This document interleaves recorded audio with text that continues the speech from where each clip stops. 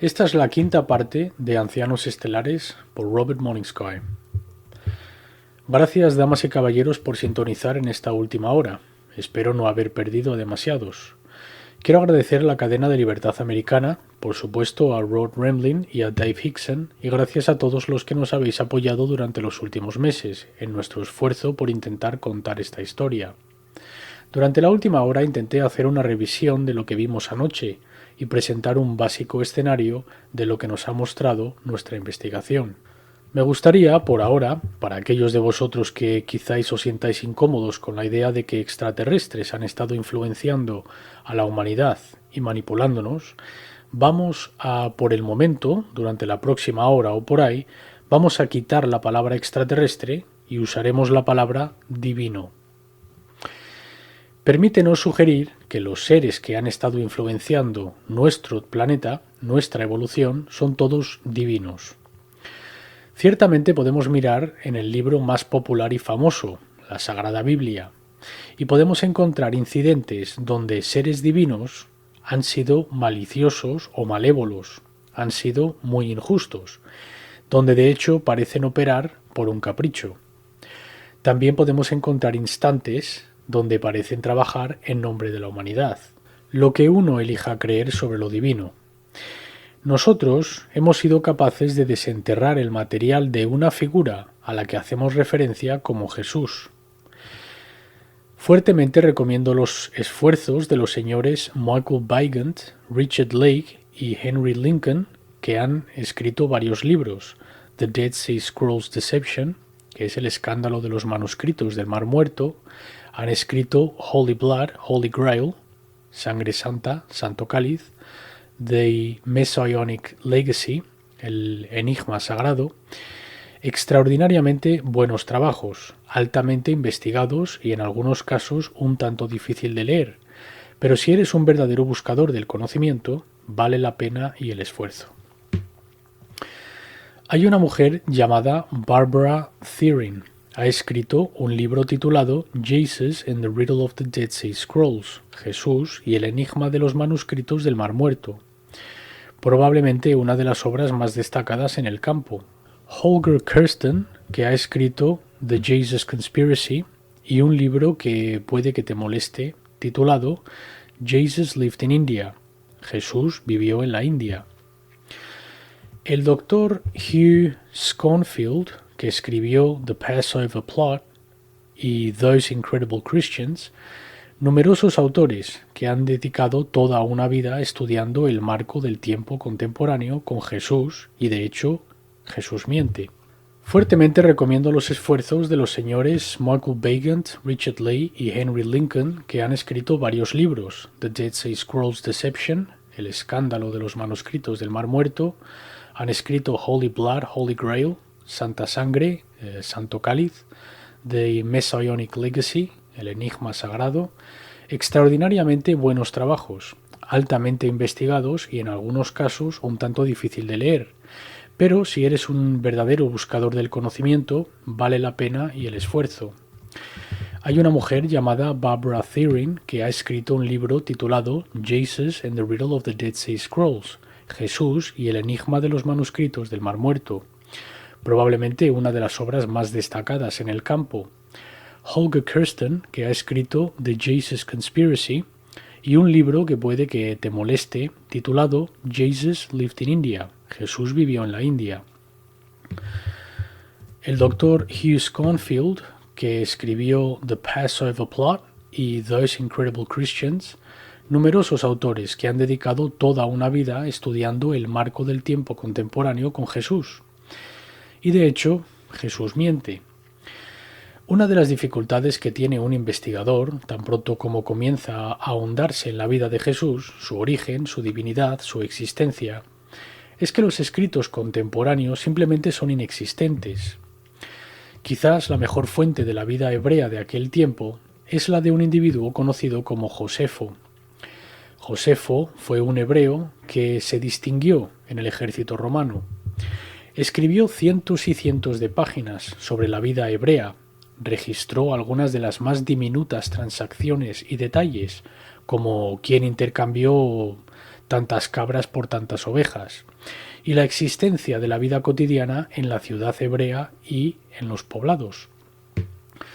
Y sin embargo, curiosamente, dentro de las cientos y cientos de páginas que él produjo, hay tan solo un pequeño párrafo en el que hace mención de un maestro conocido como Jesús que dio un sermón en un monte. A la conclusión que muchos eruditos han llegado, y te prometo que no se requiere una tremenda cantidad de investigación o educación para llegar a saber, que a medida que Josefo enumera problema tras problema, tormentas de lluvia, terremotos, sequías y hambruna, dentro de una larga lista de problemas encontrados durante aquel periodo, de repente es insertado un párrafo completamente fuera de contexto sobre Jesús. El consenso de todos los investigadores y expertos es que este párrafo fue insertado en una fecha posterior. En otras palabras, el escritor más prolífico de aquel tiempo no menciona a Jesús para nada. ¿Es posible que hubiera una vendetta? ¿Una venganza? ¿Es posible que simplemente no reconociese o bien a un hombre peligroso o a alguien con el que simplemente no estaba de acuerdo? Es posible. Pero luego podemos recurrir a otros escritos. Podemos recurrir a los escritos de algunos de los hebreos. Podemos recurrir a algunos de los escritos de los romanos. Y aún seguimos sin encontrar evidencias de esta figura conocida como Jesús. Y lo más curioso es que ni tan siquiera en los registros romanos hay evidencias de una crucifixión. Por favor, no aceptes mi palabra para esto. Mira estos libros, haz algo de investigación por tu cuenta. Echa un vistazo al libro de Holy Blood, Holy Grail, el enigma sagrado, porque de hecho han llegado a la misma conclusión que muchos otros autores. Parece haber una tremenda cantidad de evidencias que faltan, simplemente no están ahí. Aunque podemos encontrar evidencias arqueológicas para apoyar algunos de los pasajes de la Biblia, a pesar de que podemos mostrar que algunos de los eventos posiblemente ocurriesen, pero no podemos mostrar exactamente dónde existieron, dónde sucedió. No podemos con ninguna confianza producir evidencias de que Jesús existió. En los manuscritos del Mar Muerto podemos encontrar al Maestro de Rectitud. Podemos encontrar evidencias de que de hecho hubo individuos, posiblemente esenios, que influyeron mucho en aquel periodo desde los romanos hasta los hebreos, hasta todos los individuos de aquel tiempo. Pero Jesús parece estar ausente. Hemos estado trabajando recientemente en investigaciones sobre Jesús mismo, y algo muy asombroso ha emergido. Por el momento, vamos a asumir que existió. Si Jesús fue una entidad mítica, de un maestro de rectitud, o si hubo una trama deliberada para excluir a Jesús de los escritos del momento, vamos a asumir por el momento que hubo algún tipo de figura, algún maestro que fue influyente en aquel tiempo. Vamos a usar el nombre Jesús porque creo que todo el mundo reconocerá la historia que estoy intentando presentar. Si Jesús existió, y si fue un rabino, las costumbres de aquel tiempo demandaban que Jesús estuviera casado. De hecho, hay varios pasajes que nos han llevado a esta conclusión, que de hecho sí se casó, que él estaba, al igual que todo rabino de su tiempo, él estaba prometido. Hay un pasaje en la Biblia en la que su madre María le reprende cuando ambos están en una boda. Ella le reprende porque el vino se ha agotado y ella le pregunta o le culpa o le exige que proporcione más vino. ¿Por qué es este el caso? En las tradiciones de aquel momento, el individuo que proporcionara el vino para una boda era el propio novio. Hay evidencias muy fuertes para sugerir que Jesús muy probablemente estuviera casado con María Magdalena y que de hecho ambos tenían niños, que tenían descendencia. Hay pasajes en la Biblia que hablan acerca de los hermanos y hermanas de Jesús, y no de alguna manera alegórica, pero de hecho como si fueran hermanos y hermanas de su verdadera sangre.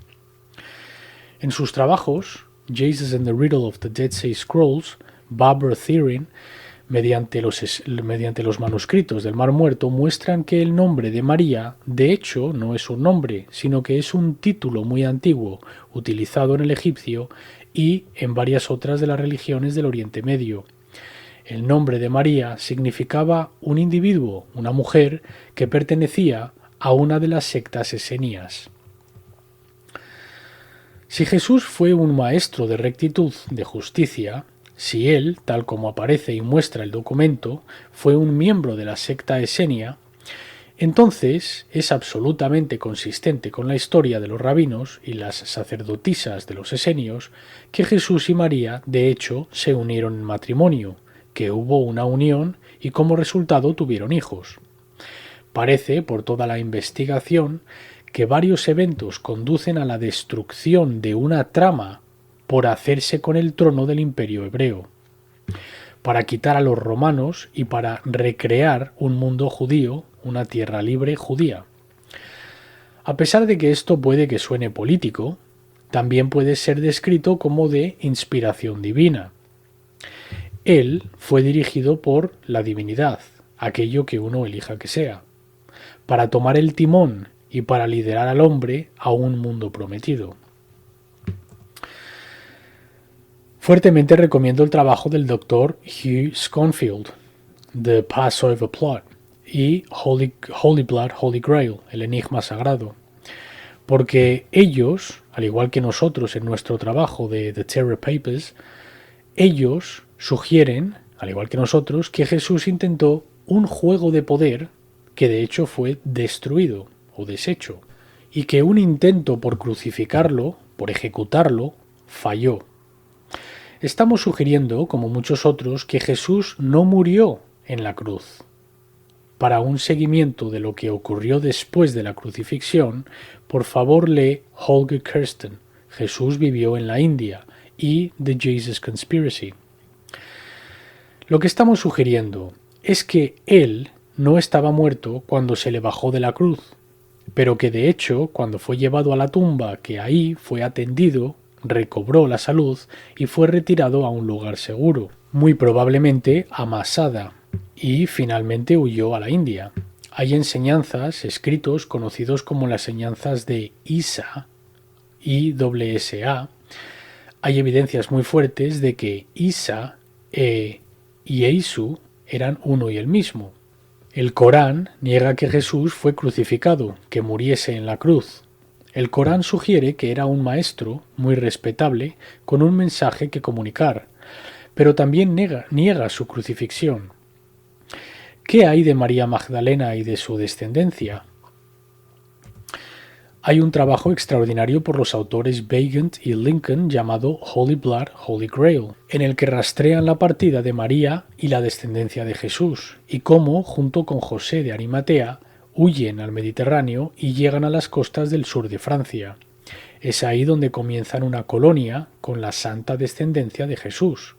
La leyenda del Sagrado Cáliz parece haber sido una retorcida versión de la historia de esta familia de Jesús. Si de hecho la Santa Familia existió, debían de haberse conocido como de sangre real. La sangre real, con el tiempo, perdió su verdadero significado y se llegó a conocer como sangreal. El grial era una copa, el portador, el recipiente de la santa sangre de Jesús. Nuestra investigación, junto con el de otros, sugiere que el cáliz era simplemente una representación simbólica de María Magdalena, el recipiente, la copa de la santa sangre de Jesús, y como descendencia divina de Jesús sobrevivió en el sur de Francia. Hay varias colonias judías, tal como muestran los registros históricos, que prosperaron. Había un culto de la Negra Virgen María, que de hecho parece que la descendencia de Jesús sobrevivió, y que durante los próximos 100 años se casaron con las poderosas familias de Europa, que de hecho llegaron a ser miembros de algunos de los jugadores de poder cuyas familias existen a día de hoy. En otras palabras, damas y caballeros, es probable que Jesús no muriera en la cruz, es probable que se casó y que tuvo descendencia, y que sobrevivieron y huyeron al sur de Francia, donde se entremezclaron con la comunidad europea. La Santa Iglesia Romana, el Vaticano, descubrieron aproximadamente 100 años después que la descendencia de Jesús existía y que estaba a punto de regresar a la Tierra Santa para reclamar el trono allí, para proclamarse a sí mismos los verdaderos descendientes de Jesús. La Santa Iglesia Romana se aterrorizó, porque si de hecho la mismísima fundación de su fe, que era Jesús, era el Mesías, que él era hijo de Dios, si de hecho eso fuese verdad, entonces ¿quién mejor para representar a la divinidad que la descendencia del mismo Jesús?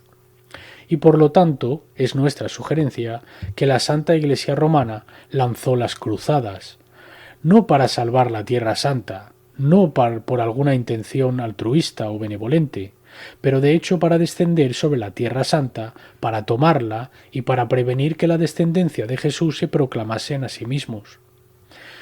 Hubo una persecución para encontrar la Santa Sangre, para encontrar el cáliz, los recipientes de la Santa Sangre y terminar su existencia.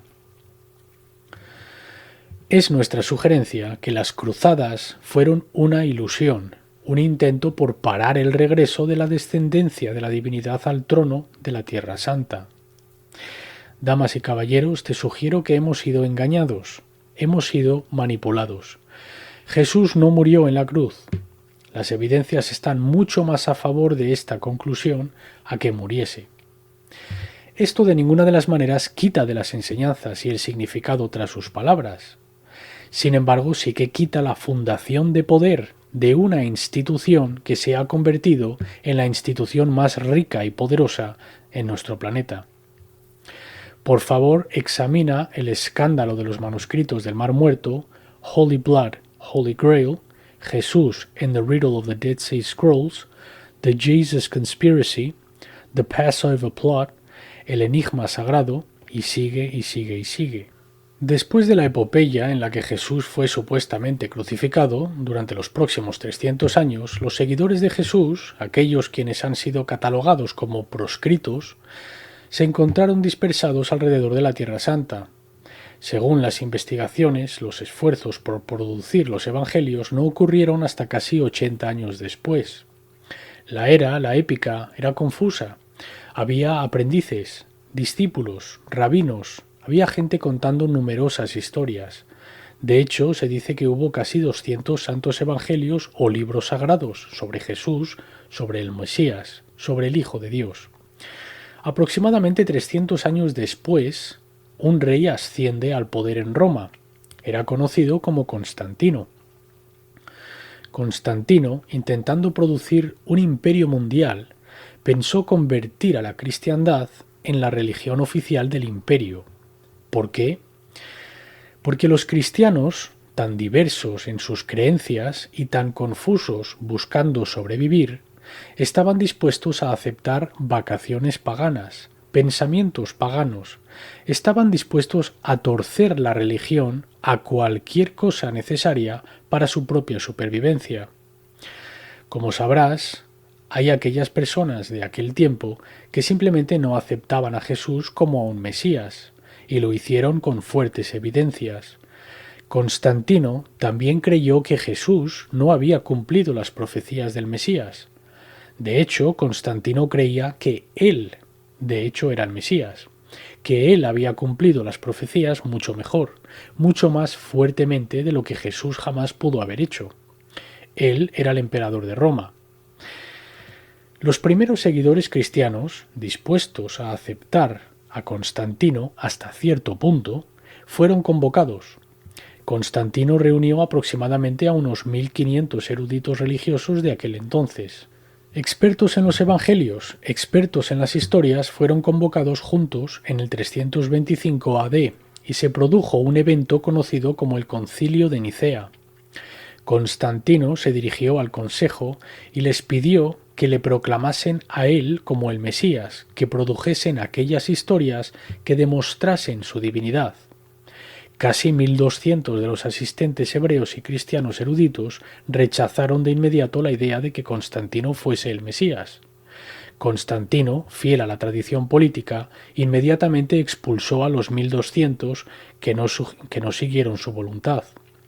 Fueron arrojados y menos de 300 así llamados expertos permanecieron, y ellos, muy dispuestos, reunieron las historias, los evangelios, que apoyasen la posibilidad de que Constantino era el Mesías.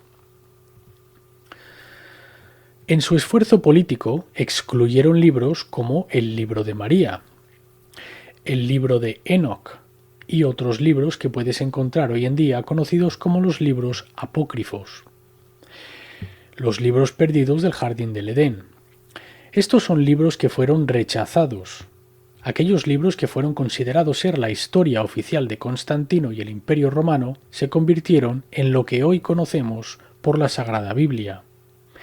Curiosamente, uno de los libros que fue rechazado, el libro de Enoch, es uno que es citado por Jesús en la Biblia. Sin embargo, fue considerado no válido. Simplemente no podía ser considerado un esfuerzo religioso, un trabajo de Dios. El libro de María también fue rechazado. Damas y caballeros, sugiero que tanto la creación de la Biblia como la creación de la cristiandad fue un esfuerzo político. Ambos por aquellos cristianos que ansiaban poder y un rey, Constantino. El Concilio de Nicea, en el 325 AD, puede ser investigado muy cuidadosamente. Los romanos eran muy buenos en mantener registros, y lo que acabo de sugerirte puede ser encontrado en numerosas fuentes. La Biblia y la Iglesia cristiana fueron un esfuerzo político. Lo que sucedió en los siguientes cientos de años fue no una expansión de una religión bien recibida. La cristiandad no se expandió porque individuos libremente fueran a la Iglesia a ver la maravilla y la gloria de la religión. De hecho, fueron obligados a aceptarla. Fueron obligados a seguir los edictos de la Iglesia y de Constantino, o simplemente serían aniquilados. Las válidas enseñanzas, las válidas palabras de un maestro de rectitud, se habían convertido en un instrumento de una organización política. Durante los próximos cientos de años, a la fuerza y por exterminación, la Iglesia cristiana creció bajo la guía de varios papas, cuya historia descansa en el lado oscuro. Como mencioné hace poco, las cruzadas fueron comenzadas por la Santa Iglesia cristiana como un esfuerzo por buscar y encontrar a los descendientes de Jesús y María. Tenemos aproximadamente en el 1100 AD la creación de un nuevo grupo. Este grupo fue conocido como los Caballeros Templarios. Los Caballeros del Templo fue formado por Hugo de Payns. Estos 9 monjes guerreros fueron convocados a fin de proteger a los peregrinos en sus viajes a la santa ciudad de Jerusalén. Antes de su existencia, ladrones árabes descenderían sobre estos santos peregrinos y les quitarían sus regalos, les quitarían su dinero. Simplemente les saquearían. Eran los bandidos de la autopista de la Santa Carretera a Jerusalén. Bajo la guía de Hugo de Payns, estos 9 monjes guerreros patrullaban las carreteras y protegían a los peregrinos. Fueron también recibidos por algunos de los europeos que de hecho fueron concedidos el templo del rey Salomón como su sede. Ahora, los caballeros templarios tienen una historia muy curiosa. Hay algunos que les consideran una sociedad secreta, otros les consideran ser un maravilloso ejemplo de título de caballero. Generalmente, sin embargo, los libros de historia no tratan a los templarios demasiado bien. En nuestra investigación, parece que en el templo del rey Salomón, los caballeros templarios, al cavar en el suelo, al explorar las cámaras ocultas de abajo, es muy probable que ellos de hecho descubrieran el tesoro conocido como el oro del rey Salomón. Porque menos de 20 años después de existir, los caballeros de repente tenían extraordinarias riquezas. Originalmente eran tan pobres que a menudo compartían un caballo. De hecho, el sello del templario muestra a 2 caballeros montando un caballo. Su juramento era el de pobreza. No podían sonreír, no podían disfrutar, eran célibes, eran pobres. Y sin embargo, 20 años después, vivieron en la cima del lujo y la riqueza. Pero su poder expandió. Trajeron a más caballeros a su grupo, y con el tiempo fueron tan extraordinariamente bien recibidos por los europeos que señores y princesas en sus docenas se unieron a la orden. Los caballeros templarios, debido a que la Iglesia cristiana no tenía un ejército permanente propio, los caballeros templarios eran recibidos como la milicia no oficial de la Iglesia cristiana. Mediante la sanción de la Iglesia fueron otorgados la habilidad de negociar con préstamos de dinero y esencialmente las tradiciones de banca que están siendo utilizadas a día de hoy. Sin un gran salto en la imaginación, hoy podemos sugerir que los caballeros templarios muy probablemente iniciasen muchas de las instituciones bancarias de Europa y que financiaron y respaldaron algunas de las familias, porque en el transcurso normal de los acontecimientos, las familias con gran riqueza pueden encontrarse en la insolvencia, y eran los caballeros templarios los que venían al rescate. Durante los cientos de años de su existencia, 200 años, fueron capaces de convertirse en un extraordinario poder. Fueron capaces de manipular las cuerdas del bolso de la Comunidad Europea.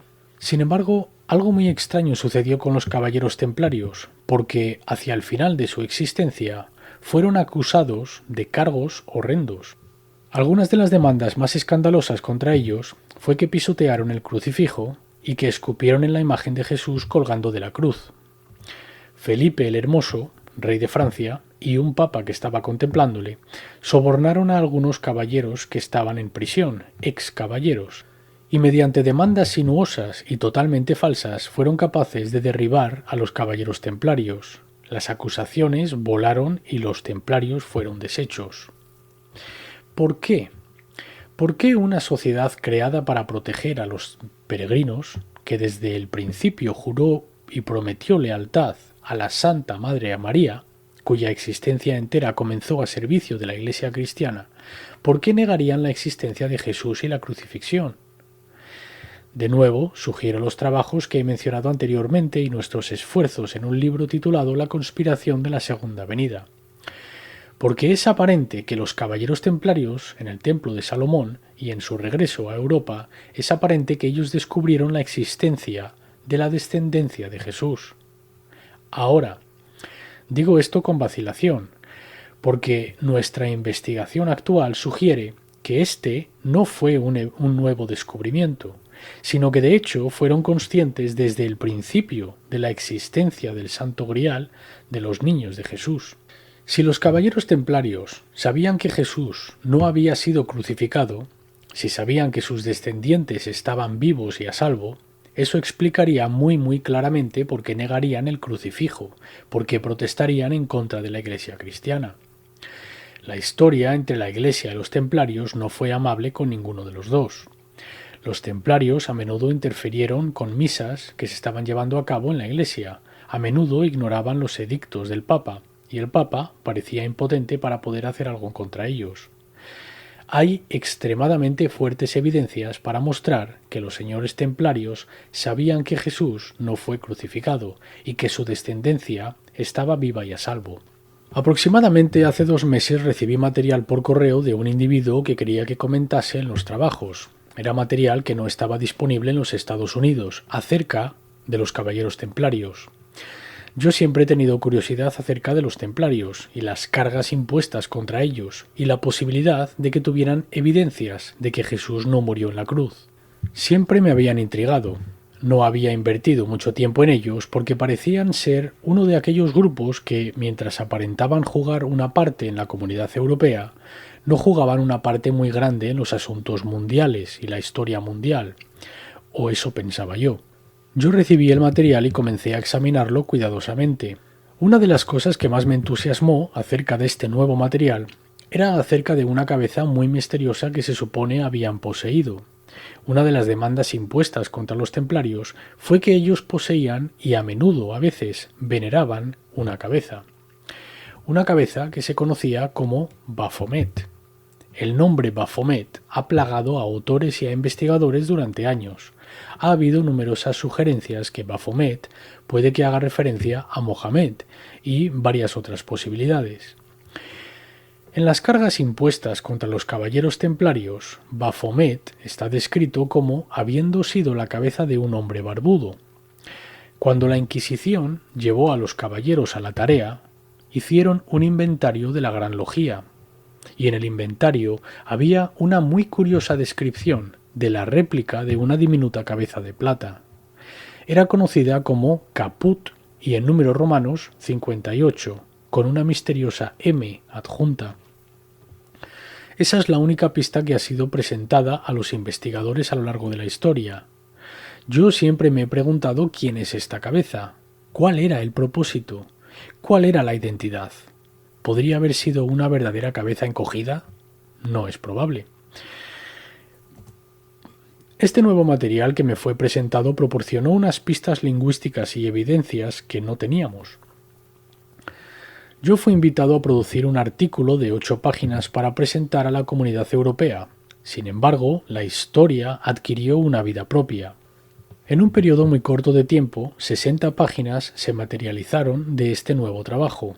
Yo reduje estas 60 páginas a 40, esperando que de alguna manera la historia pudiera ser serializada en Europa, porque sabía que no sería capaz de ser lanzada en los Estados Unidos. Sometí las 40 páginas y el paquete nunca llegó. Unos días después estuve involucrado en un accidente de atropello y huida. Me gustaría creer que fue un accidente, no pienso que lo fuese. Yo creo que nuestro reciente esfuerzo ha perturbado a los poderes que son. Espero que esté equivocado, realmente lo espero. Pero lo que estoy sugiriendo en nuestro trabajo, la conspiración de la Segunda Venida, es que la familia de Jesús, los descendientes reales, en muy poco tiempo escenificarán una segunda venida. Es mi creencia que están manipulando los eventos mundiales y los cumplimientos de antiguas profecías a su ventaja. Es mi sugerencia que en el transcurso de los próximos años habrá asesinatos, suicidios y muertes naturales de gente que son jugadores de poder en la escena mundial. Voy a sugerir que vamos a encontrar familias como la familia real de Inglaterra, cuyo príncipe va a ser deshecho. Creo que familias como los Rockefeller y los Rothschild van a encontrar a sus herederos aparentes, los varones, que muy probablemente serían candidatos para el poder del planeta, creo que van a perder a sus hijos. Sugiero que en el transcurso de los próximos años vamos a encontrar la pérdida de los varones de los Rockefeller, los Rothschilds, el Vaticano, la Reina de Inglaterra e incluso en los Estados Unidos. Creo que una segunda venida está siendo preparada. En el libro Holy Blood, Holy Grail y en todos los libros que he enumerado, el enigma sagrado, ellos mismos están muy perturbados por la manera en la que el material de la genealogía de Jesucristo está siendo liberado. Parece como si estuvieran siendo llevados a la conclusión de que la Santa Familia está viva y está bien. Me encuentro a mí mismo en la misma posición. Regresemos por un momento a la posibilidad de que Jesús no existió. Si esto es verdad, entonces la genealogía que está siendo presentada es falsa, ha sido fingida. ¿Podría ser eso? ¿Podrían los poderes que son crear una genealogía que simplemente no existe? Desde luego. Tenemos evidencias que en el pasado la Santa Iglesia Romana de hecho falsificó documentos. Sabemos que nuestro gobierno y gobiernos de Europa son culpables de exactamente la misma táctica. Creo que un escenario está siendo escenificado, está siendo preparado, en el que nosotros como planeta vamos a ver la llegada de la divinidad, de un Hijo de Dios. Mi temor es que las evidencias sugieren que es un falso Mesías. En este momento me gustaría agradecer a mi mujer y a mi hija, para quien toda esta investigación y todo este esfuerzo va. Estoy muy orgulloso de mi familia y estoy orgulloso de aquellos que he traído a mi familia adoptada. Estamos trabajando duro e intentando contar la historia. Es perturbadora, polémica, no es lo suficientemente fuerte. No queremos socavar tu fe, no queremos quitarte tu religión. Si es fuerte, quédatela. Pero para aquellos de vosotros que estáis buscando la verdad, pedimos la oportunidad simplemente de presentar nuestros libros para vuestra consideración. Tenemos 4 libros disponibles en este momento, tenemos varias cintas de vídeo y de audio, pero el núcleo de nuestro trabajo consiste en 4 libros. El primero son los papeles del guerrero estelar. Es la historia de los 6 jóvenes nativos americanos que rescataron un extraterrestre en 1947.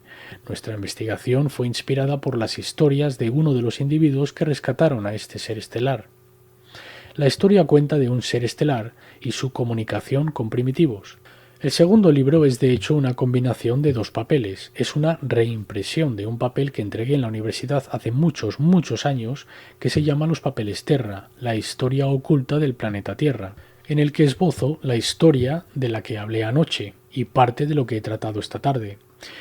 Nuestro tercer libro se llama Profecía, en el que tratamos los círculos de cultivo, los petroglifos y las antiguas profecías Hopi, varias profecías hebreas, egipcias, sumerias y babilónicas. Y estamos sugiriendo que estas profecías están siendo cumplidas. Estamos sugiriendo que los dioses están regresando, que llegará el regreso del poder divino de los cielos. El cuarto libro es una reimpresión de aquello que sometía a Europa. Es el informe conocido como la conspiración de la Segunda Venida, en el que producimos evidencias históricas, enormes cantidades de documentación y un estudio lingüístico. Uno para identificar quién es la cabeza de Baphomet.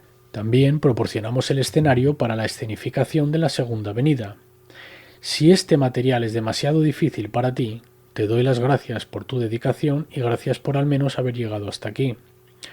Gracias a todos aquellos que habéis llamado esta mañana y esta tarde. La respuesta ha sido muy agradable. Puede que no te guste el trabajo y puede que sea perturbador, pero proporciono suficiente documentación para, pienso, poder darte una pausa para reconsiderar lo que nosotros consideramos es nuestra verdadera historia. Muy rápidamente, por si luego no tengo oportunidad, The Dead Sea Scrolls Deception, Holy Blood, Holy Grail, The Messianic Legacy, Jesus and the Riddle of the Dead Sea Scrolls por Barbara Therin, The Jesus Conspiracy por Holger, Jesus Lived in India. Por Houston tenemos The Passover Plot, Those Incredible Christians. Tienen varios trabajos y los recomiendo todos. Estoy intentando presentarte una historia que no es solo el resultado de mis esfuerzos, sino que hay numerosos investigadores allá afuera que están intentando con una mente abierta descubrir la verdad. Y la verdad puede ser muy inquietante y espantosa. Estamos siendo engañados, estamos siendo manipulados. De nuevo, permíteme reiterar que yo de ninguna de las maneras niego la existencia de una divinidad suprema. Yo niego lo que ha sido retratado como divinidad.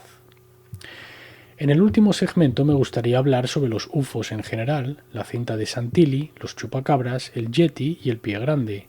Hay tantas cosas que me gustaría seguir la pista que el tiempo no permitirá. Pero quiero enfocar especialmente en el cumplimiento de las antiguas profecías.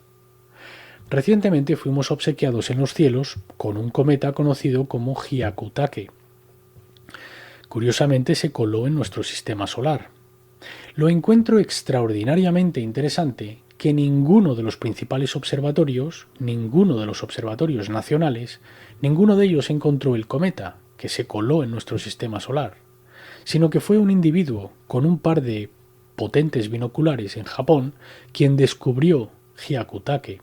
Estamos a punto en abril de este próximo año de ser obsequiados con otra visualización en los cielos por Hale-Bopp, que ya ha hecho su aparición.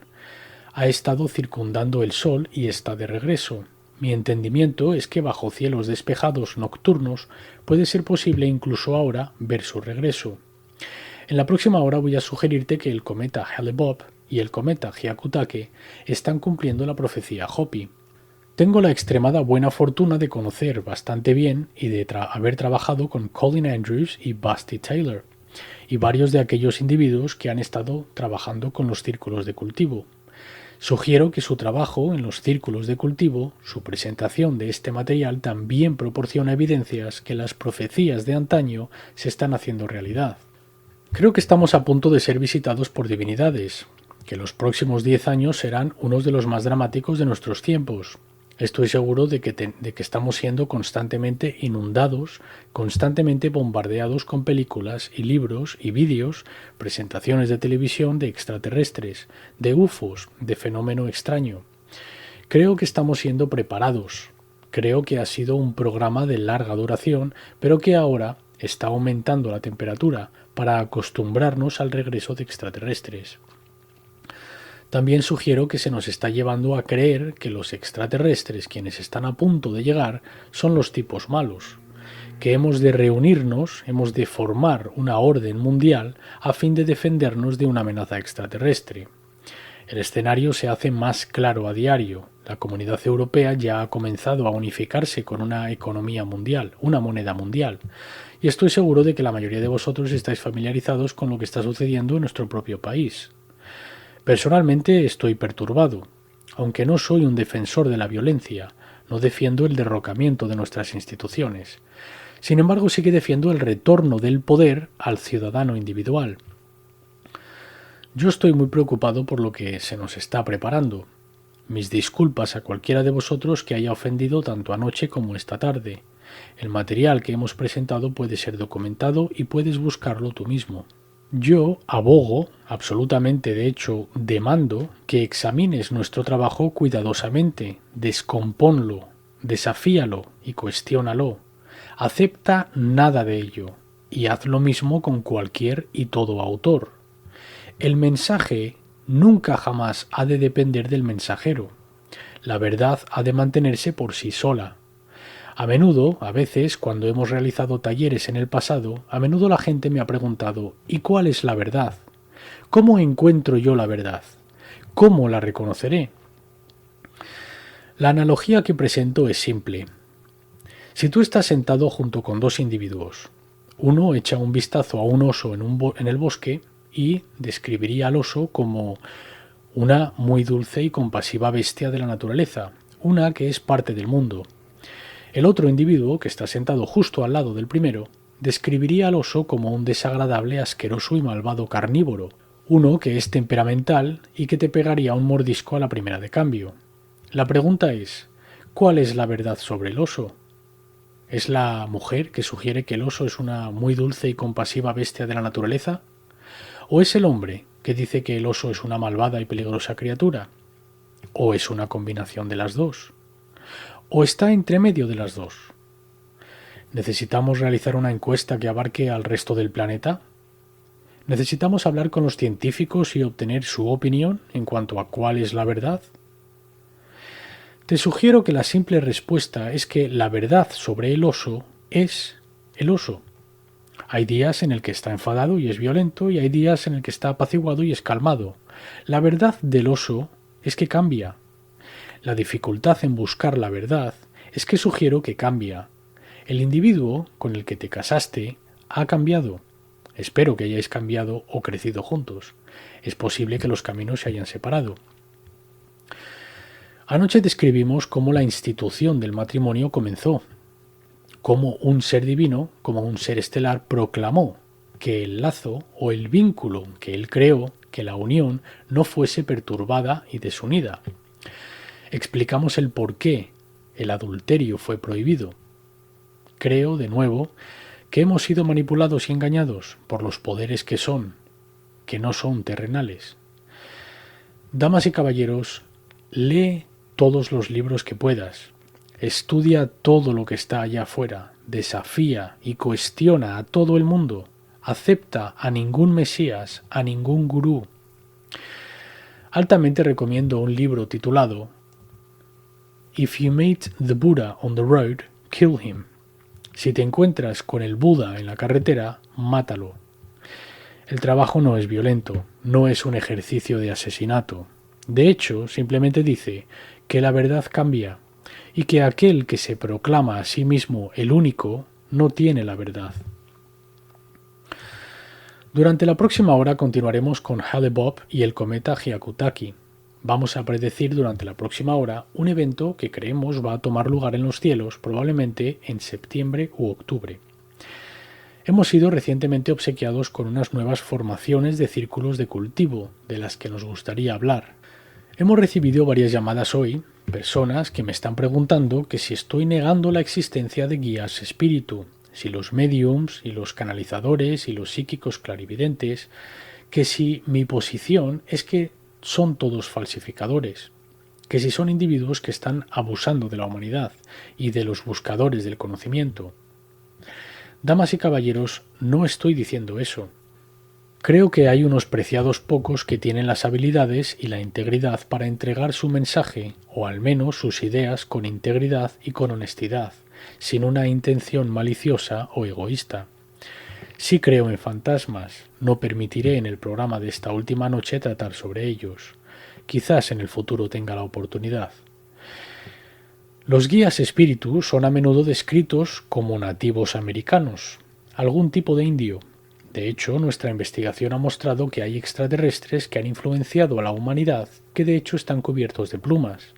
La dificultad reside en el hecho de que muy probablemente no sean humanos, que son de descendencia de pájaro, y que nosotros, como seres humanos, reconocemos solo a un grupo de gente, como los portadores de plumas, y estos son los nativos americanos.